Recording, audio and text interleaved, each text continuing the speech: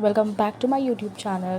कसं काय मंडळी, बरे आहात ना? मी अस्मिता तुमच्या सर्वांचा परत एकदा स्वागत करत आहे माझ्या अस्मिताज फूड चॅनलमध्ये.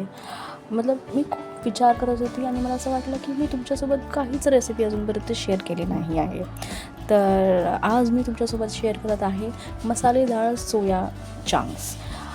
सोयाबीन खूपच जास्त हेल्दी असतं, त्यामध्ये खूप जास्त प्रोटीन असतं. तर तुम्ही अगर हेल्थ फ्रीक असाल, तुम्हाला हेल्दी राहायला आवडतं, तर तुम्ही ही रेसिपी नक्कीच ट्राय करू शकता.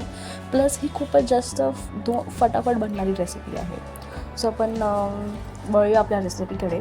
सर्वात प्रथम आपण सोयाबीनला पाण्यामध्ये भिजवून ठेवावे. 7 ते 8 मिनटं पाण्यामध्ये भिजवून ठेवावे. जास्त तुम्ही पाण्यात भिजवलं तर ते खूप जास्त पाणी शोषून घेणार आणि मग ते वॉटरी होऊन जाणार. सो तुम्ही 6 ते 7 मिनटं पाण्यामध्ये भिजवून ठेवावे. पाहिजे तर त्यात तुम्ही थोडासा नमक ॲड करू शकता. अगर तुम्ही त्याच्यात मीठ ॲड नाही केला असेल तर तुम्ही नंतरही मीठ ॲड करू शकता.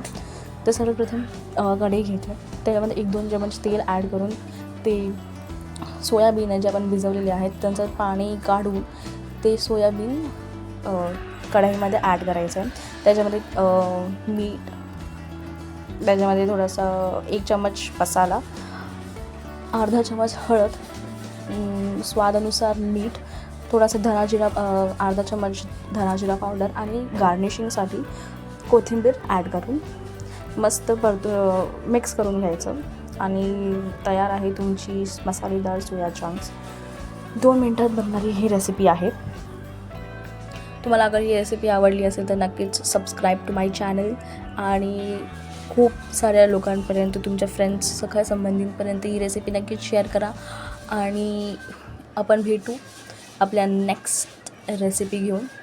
तोपर्यंत नमस्कार.